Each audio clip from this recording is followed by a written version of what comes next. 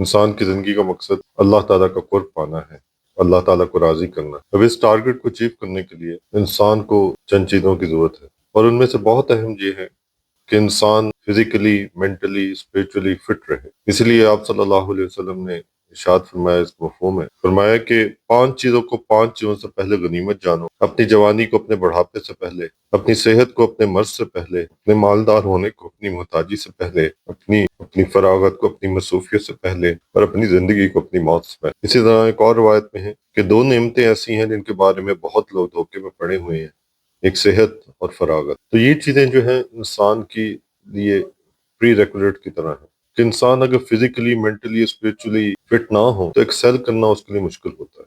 اور جب انسان کو یہ نعمتیں ملی ہوں جن کا ابھی تذکرہ وہ حدیث مبارکہ میں، کہ جوان ہو، فراغت ہو، ٹائم ہو اس کے پاس، اور صحت ہو، مال ہو، وہ زندہ ہے، زندگی کے ساتھ ہی سب کچھ ہے، تو عموماً اس کی قدر نہیں آتی۔ سب کی قدر عموماً تب آتی ہے جب یہ چیزیں انسان سے چھن جاتی ہیں۔ لیکن عقل مند انسان وہ ہوتا ہے کہ جو دوسروں کے تجربے سے فائدہ اٹھاتا ہے، جو کسی نقصان سے پہلے اس نقصان سے بچنے کی ایفرٹ کرتا ہے۔ تو اگر انسان کی فزیکلی فٹنس ختم ہو جائے، یعنی کہ وہ کسی وجہ سے، وہ ایج کی وجہ سے ہو یا بیماری کی وجہ سے ہو، یا وہ اوور انڈلج ہو جائے کاموں میں، تو پھر اس کو وہ موقع نہیں ملتا جو اسے فراغت میں ملتا ہے یا صحت میں ملتا ہے۔ اس لیے اگر وہ صحت مند ہے، فزیکلی انرجیٹک ہے، تو اس کو غنیمت جانے سے کیا مراد ہے کہ اس کو صحیح یوٹیلائز کرے۔ اب یہ 3 چیزیں ذکر ہوئیں، فزیکل فٹنس، مینٹل فٹنس اور اسپرچل فٹنس۔ ایک تو یہ ہے کہ ان کو اللہ تعالیٰ سے مانگنا۔ جیسے میں ایک روایت ذکر کرتا ہوں کہ ایک صحابی رضی اللہ تعالیٰ عنہ فرماتے ہیں کہ میں نے عرض کیا،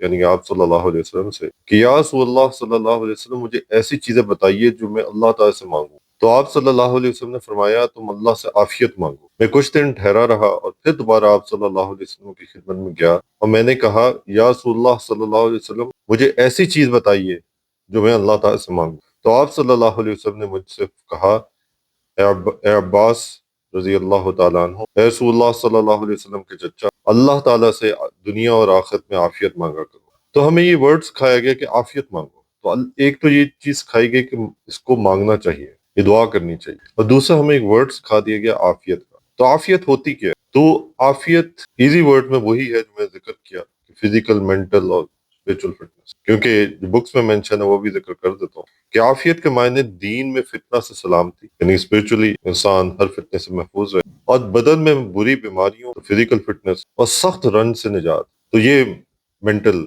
ہیلتھ ہے۔ تو پہلی چیز تو یہ کہ اللہ تعالیٰ سے ان چیزوں کو مانگے۔ اسی طرح اگر کوئی اوور انڈلج ہے اپنی جاب میں، اپنے بزنس میں، اور وہ چاہتا ہے کہ میرے لیے کچھ وقت ملے، آسانی کے ساتھ میری ضروریات پوری ہو جائیں، تو اس کے لیے یہ مشورہ ہے کہ پہلی چیز تو یہ کہ اپنی ضروریات کا انالیسس کرے، کہ ایسا تو نہیں کہ اس نے اپنی خواہشات کو ضروریات سمجھ لیا۔ دوسری چیز یہ ہے کہ وہ اللہ تعالیٰ سے مانگے کہ اللہ تعالیٰ مجھے عافیت کے ساتھ رزق دے دے کہ جس میں فراغت ہو، اور میں اپنی فزیکل، مینٹل اور اسپرچل ہیلتھ کی بھی فکر کر سکوں، کہ ایسا نہ ہو کہ میں اتنا اوور انڈلج ہو جاؤں کہ تینوں قسم کی ہیلتھ افیکٹ ہونے لگ جائے۔ تو پہلی چیز ہے مانگنا۔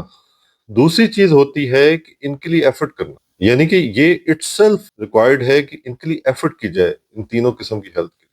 صرف مانگنے تک اس کو محدود نہ کیا جائے کہ اللہ تعالیٰ سے مانگ رہے ہیں، نہیں، ایفرٹ کیا کر رہے ہیں، کیونکہ یہ تینوں چیزیں ہوں گی تو پھر انسان اگلا کام کر سکے گا، اور وہ کیا ہے جو ذکر ہو گیا، جو منزل ہے، جو مقصد ہے، وہ اللہ کا قرب پانا، اللہ کی بات ماننا، اللہ کو راضی کرنا۔ وہ تب ہی عموماً پاسبل ہوتا ہے جب یہ تینوں قسم کی فٹنس ہو، اور تینوں قسم کی فٹنس اٹس ڈیمانڈ کرتی ہے کہ اس کو وقت دیا جائے۔ اس لیے ان تینوں قسم کی فٹنس یا ہیلتھ کا خیال کرنا اٹس عبادت۔ تو فزیکلی کوئی انسان فٹ رہنے کی ایفرٹ کرتا ہے تو یہ اٹس عبادت ہے، مینٹلی فٹ رہنے کی کوشش کرتا ہے، اٹس عبادت ہے، کیونکہ مقصد اس کا یہ ہے کہ یہ فٹنس ہوگی تو آگے میں اللہ تعالیٰ کو راضی کر سکتا ہوں، حقوق العباد ادا کر سکتا ہوں، لوگوں کی خدمت کر سکتا ہوں، اللہ کو راضی کر سکتا ہوں، عبادت کر سکتا ہوں۔ تو سب کو ڈپینڈنٹ ان چیزوں۔ تو اب اگلا سوال یہ ہے، بریفلی اس کو ذکر کرتے ہیں کہ تینوں قسم کی فٹنس پہ کیا انسان ایفرٹ کرے۔ دیکھیں، اس میں ایک تو ہے فزیکل فٹنس، تو وہ 2 چیزوں پہ ڈپینڈنٹ ہے، ایک ہے ڈائٹ اور ایک ہے ایکسرسائز۔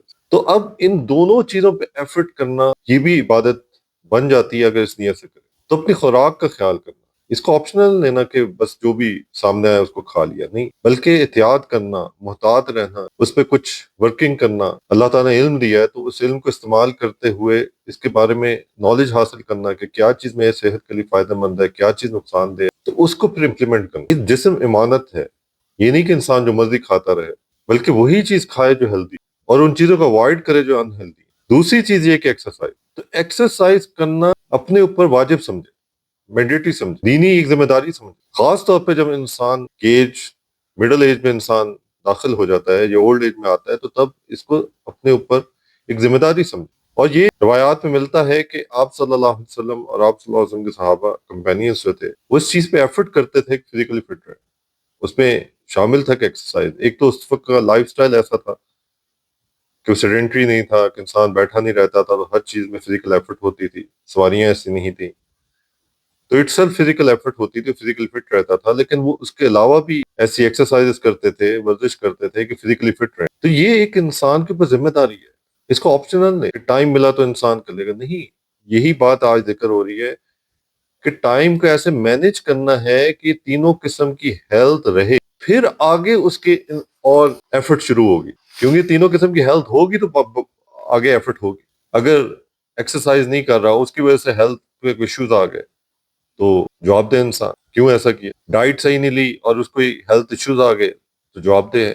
اور اگر ہیلتھ ایشوز آ جائیں کسی وجہ سے تو اس کی کیئر کرنا، بس یہ سمجھے کہ جسم میرا نہیں ہے، جسم اللہ تعالیٰ کی امانت ہے، میں نے اس کی کیئر کرنی جتنی بیسٹ ہو سکے۔ اسی طرح اپنے ذہن کی حفاظت کرنی بہت قیمتی چیز ہے۔ اب اس کی حفاظت سے کیا مراد ہے کہ ڈفرینٹ سیشنز کے اندر اس کا تذکرہ ہوتا رہتا ہے، لیکن بریفلی یہی ہے کہ اپنے آپ کو غموں سے بچانا، کیونکہ ابھی جو ہم نے عافیت کی تعریف کی یا عافیت کے بارے میں ذکر کیا تو اس میں کیا مینشن ہے کہ اللہ تعالیٰ سے غموں سے عافیت مانگنا، حفاظت مانگنا۔ تو کئی چیزیں انسان کے اختیار میں بھی ہیں، کچھ تو ہے نا غیر اختیاری کہ اللہ کی طرف سے کوئی حادثہ ہو گیا، کوئی ایونٹ ہو گیا، یا کوئی اور شخص انسان کو تکلیف دے رہا ہے، وہ انسان کے اختیار میں نہیں ہے کہ اسے بچ سکے۔ وہ گھر میں ہو سکتا ہے، وہ رشتہ داروں میں ہو سکتا ہے، وہ آفس میں ہو سکتا ہے، وہ بزنس میں ہو سکتا ہے، کسی نے دھوکہ دے دیا، کچھ ہو سکتا ہے، یا کوئی انسان کے ساتھ حادثہ پیش آ سکتا ہے، اس کے ریلیٹیوز کے ساتھ آ سکتا ہے۔ تو یہ تو غیر اختیاری ہے۔ ایک ہے اختیاری چیز۔ اختیاری کیا ہے کہ جب انسان اپنے آپ کو اسپرچولی اسٹرانگ کر لیتا ہے اور اس علم سے جڑتا ہے تو اس کے مینٹل ایک سکون اس کو مل جاتا ہے۔ جیسے مثال کے طور پہ یہ حدیث مبارکہ میں ذکر کرتا ہوں، حضرت عبداللہ بن عباس رضی اللہ تعالی عنہما سے روایت ہے کہ میں ایک مرتبہ سواری پر آپ صلی اللہ علیہ وسلم کے پیچھے بیٹھا ہوا تھا، تو آپ صلی اللہ علیہ وسلم نے فرمایا، اے لڑکے، میں تمہیں چند باتیں سکھاتا ہوں، وہ یہ ہے۔ تو یہ اب دیکھیں نصیحت کی جاتی ہے گینگسٹر کو، زندگی شروع ہو رہی ہے، یہ باتیں ذہن میں رکھنا۔ وہ یہ ہے کہ ہمیشہ اللہ کو یاد رکھ، وہ تجھے محفوظ رکھے گا۔ اب یہ ہے اللہ کا ذکر جو اسپرچل ہیلتھ کے لیے مینڈیٹری۔ تو اسپرچل ہیلتھ اور علم یہ مینٹل ہیلتھ کو لیڈ کرتے ہیں۔ تو پہلا کیا، اللہ کو یاد رکھ، یعنی اللہ کا ذکر کیا کرو، وہ تجھے محفوظ رکھے گا۔ دوسرا کہ اللہ تعالیٰ کو یاد رکھ، اسے اپنے سامنے پائے گا۔ تو روحانیت کی انتہا کیا ہے کہ اللہ کی عبادت ایسے کرو گویا کہ اسے دیکھ رہے، اگر یہ نہیں تو کم از کم یہ کہ وہ تمہیں دیکھ رہے۔ تو یہ کیفیت، اور کہا کہ اللہ کی یاد اس کے لیے معاون ہے۔ اور پھر کہا جب مانگو تو اللہ تعالیٰ سے مانگو، اور اگر مدد طلب کرو تو صرف اسی سے طلب کرو۔ اور جان لو، اب یہ امپورٹنٹ بات، اور جان لو کہ اگر پوری امت اس بات پر متفق ہو جائے کہ تمہیں کسی چیز میں فائدہ پہنچائیں تو بھی وہ صرف اتنا ہی فائدہ پہنچا سکیں گے جتنا اللہ تعالیٰ نے تمہارے لیے لکھ دیا ہے، اور اگر تمہیں نقصان پہنچانے پہ اتفاق کر لیں تو ہرگز نقصان نہیں پہنچا سکتے مگر وہ جو کہ اللہ تعالیٰ نے تمہارے لیے لکھ دیا ہے، اس لیے کہ قلم اٹھا دیے گئے ہیں اور صحیفے پہ خشک ہو گئے۔ تو اس چیز کا یقین اپنے دل میں پیدا کرو، اور یہی غموں کی عموماً بیسز ہوتی۔ اگر کوئی انسان کے ساتھ ایونٹ ہو گیا زندگی میں، کوئی شخص اسے تکلیف دے رہا ہے، وہ کلوز ہو یا کوئی اور شخص ہو، کوئی زندگی میں حادثہ پیش آ گیا، کوئی مالی نقصان ہو گیا، کوئی جانی نقصان ہو گیا، کوئی اس کے ریلیٹیوز کے ساتھ کچھ ہو گیا، کچھ ہو چکا ہے، تو وہ ایسے ہی ہونا تھا۔ تب میں اس کی وجہ سے کیا اپنا ذہنی توازن کھو دوں؟ کیا اس کی وجہ سے اپنی زندگی کے ہر چیز کو چھوڑ دوں؟ کیا میں ڈپریشن میں چلا جاؤں؟ کیا ہائپر ٹینشن کا شکار ہو جاؤں؟ بلڈ پریشر بڑھا لوں؟ اس کی وجہ سے اپنے دماغ کی نسیں پھٹوا لوں؟ یہ زندگی اس لیے ملی؟ یہ لا علمی انسان کو دنیا کا بھی نقصان پہنچائے گی اور آخر۔ تو اپنے ذہن کی حفاظت کرنا، اور تیسری چیز اپنے روح کی فکر کرنا۔ اور روح کی فکر کیا ہے؟ اللہ کی یاد۔ گناہ انسان کی روح کو تباہ کرتے ہیں اور اللہ کی یاد اور نیکی انسان کی روح کو جلا بخشتی ہے۔ تو نیکی میں لگنا، ذکر میں لگنا، اور گناہوں سے اپنے آپ کو باز رکھنا، یہ ہے روحانی ترقی اور سکون کا ذریعہ، اور روحانی ترقی اور سکون ذہنی سکون کو لیڈ کرتا ہے، جیسا بھی ذکر ہوا، اور یہ کئی بار اور اکثر جسمانی صحت کا بھی باعث بنتا ہے، کیونکہ جب انسان کی روح پرسکون اور تو انسان کا ذہن پرسکون، تو فزیکلی بھی اس کے افیکٹس آتے ہیں، اور فزیکلی اپنے آپ کا خیال کرنا ایک ایڈیشنل چیز بھی ہے۔ تو ان سب چیزوں کو خیال کرے اور اللہ تعالیٰ سے مانگے بھی کہ میں ایک ایفرٹ کروں، اس میں رنگ تو اللہ نے ڈالنے، لیکن ایفرٹ کرنا بھی تو انسان کا کام، تو دعا بھی کرے اللہ تعالیٰ سے اور ایفرٹ بھی کرے، اور دونوں چیزیں کرتے ہوئے پھر دونوں چیزوں کو کرے، ایفرٹ بھی اور دعا بھی، تو پھر اس کے بعد اللہ تعالیٰ کی رحمت سے اس میں رنگ آئے گا۔ اب ایک آخر میں ایک چیز ذکر کر دوں کہ ایک ایسی چیز ہے کہ جو کہ مینٹل اور اسپرچل سکون کا باعث بنتی ہے، اور الٹیمیٹلی فزیکل سکون کا بھی باعث بنتی ہے، کیونکہ جیسے ذکر کر دیا یہ لنکڈ ہے آپس میں، اور وہ ہے میڈیٹیشن، مراقبہ۔ کہ جب انسان مراقبہ کرتا ہے، جو کہ ابھی کیا جائے گا، تو انسان یہ قلبی ذکر ہوتا ہے، جیسے حدیث مبارکہ میں آتا ہے، اس کا مفہوم ہے کہ حدیث قدسی ہے کہ جب تم محفل میں اللہ کا ذکر کرتے ہو تو میں اس سے بہتر محفل میں ذکر کرتا ہوں۔ تو یہ لسانی ذکر ہے، زبان سے جو کیا جاتا ہے، اور ایک ہوتا ہے قلبی ذکر، کہ پھر فرمایا کہ جب تم اپنے قلب میں ذکر کرتے ہو تو میں بھی کرتا ہوں۔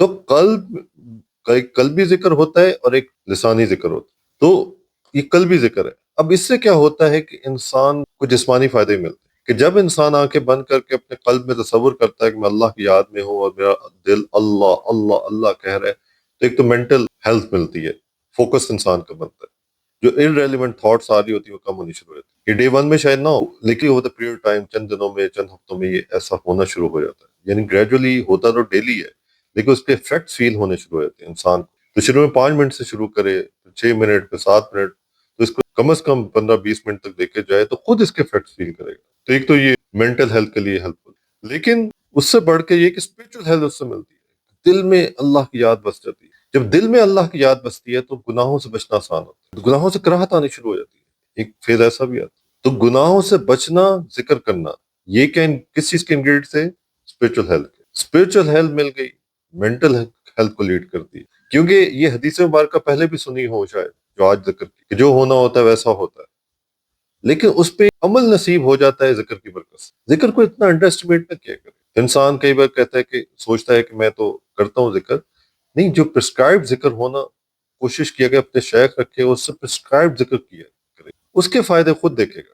تو اسپرچل ہارٹ پہ ذکر کرنا، قلبی ذکر کرنا، اس سے یہ فائدہ ملتا ہے کہ انسان کو یہ علم اس کے اندر اتر جاتا ہے، اور جب یہ علم اندر اترتا ہے تو یہ ذہنی سکون کا بھی باعث ہے، اور پھر الٹیمیٹلی فزیکل ہیلتھ بھی ملتی ہے، اور فزیکل ہیلتھ کے لیے ایڈیشنل ایفرٹ بھی کرے، ایکسرسائز کرے، ڈائٹ کا خیال کرے، تو یہ پورا ایک پیکج ہے جو کہ پھر لیڈ کرتا ہے انسان کو ایکسل کرنے کے لیے۔ ابھی میں بیسک باتیں کر رہا ہوں، ایکسل کرنا ہے اس سے آگے، لیکن بیسک سے سٹارٹ تو کرے۔ اب اگر یہ ذہن میں کبھی آئے، شیطان ڈالے یا ویسے آئے کہ میں تو بہت پیچھے ہوں، ابھی تو بہت کچھ کرنے کے، بہت وقت ضائع ہو گیا، نہیں، اٹس نیور ٹو لیٹ۔ اللہ تعالیٰ کی رحمت جب انسان ارادہ کرتا ہے تو اسے اپنی طرف کھینچ لیتی ہے، کیونکہ جو حدیث مبارکہ بھی میں ذکر کی، حدیث قدسی، تو اس میں آگے یہی مینشن ہے، جس کا مفہوم یہ ہے، جب تم چل کے آتے ہو، میں دوڑ کے آتا ہوں۔ تو اللہ تعالیٰ کی رحمت منتظر ہے، دیر ہماری طرف سے ہمیشہ ہوتی ہے کہ اللہ تعالیٰ کی ذات ہمیں اپنی طرف بلا رہی ہے، دیر ہمیشہ ہم کرتے ہیں۔ تو جو بھی ایج ہو گئی، جتنا بھی وقت گزر گیا، اور جتنا بھی انسان گنہگار ہے، کبھی ہمت نہ ہارے، کبھی یہ نہ سوچے کہ میں آگے نہیں بڑھ سکتا، نہیں، سٹیپ 1 لے، سٹیپ 2 اللہ تعالیٰ آسان کر دیتے ہیں، لیکن سٹیپ 1 تو لے۔ جو باتیں آج ذکر کی گئی ان پہ عمل کرنے کی کوشش کرے، اور اس کا جو سٹارٹنگ پوائنٹ عموماً ہوتا ہے وہ ہوتا ہے کہ ایسی ٹاک سن لیں، کیونکہ ان ٹاکس میں یہ ریمائنڈرز ملتے ہیں۔ اگر انہی میں انسان ایبسنٹ ہو، انہی کو نہ سنے، تو عموماً انسان غفلت کا شکار ہو جاتا ہے۔ تو سٹیپ 1 یہ کہ ایسی ٹاکس کو مس نہ کرے، پھر سٹیپ 2 انسان کو یہ لیڈ کرتی ہیں، اور وہ ہوتا ہے کہ اللہ کا ذکر۔ اللہ کا ذکر ہوتا ہے تو گناہوں سے انسان کی آہستہ آہستہ دور ہونا شروع ہو جاتا ہے، اللہ کی یاد آسان ہو جاتی ہے، نیکی کرنا آسان ہو جاتا ہے، اور وہ ہوتا ہے تو انسان کو مینٹل سکون بھی ملنا شروع ہوتا ہے، اور سب لیڈ کرتی ہے فزیکل سکون کو، اور فزیکل ہیلتھ کا ذکر ہو گیا، ایڈیشنلی خیال کرنا چاہیے۔ تو یہ سارا ایک پیکج ہے جو انسان کو دنیا میں بھی سکون نصیب کرتا ہے، اور پھر اس سے لنکڈ آخرت کا سکون بھی ہے۔ تو اللہ تعالیٰ سے دعا ہے کہ اللہ تعالیٰ ہمیں عافیت والی زندگی نصیب فرما دے، اور اس کے لیے جو ریکوائرڈ ایفرٹ ہے، جو دعا کی صورت میں ہے یا جو بھی ایکسرسائز یا جو بھی ڈائٹ کو صحیح طور پہ کھانا، پھر وہ ذکر اللہ کی کثرت کرنا، میڈیٹیشن، مراقبہ کرنا، تو اس کی بھی توفیق نصیب فرما دے۔ وآخر دعوانا ان الحمد للہ رب العالمین۔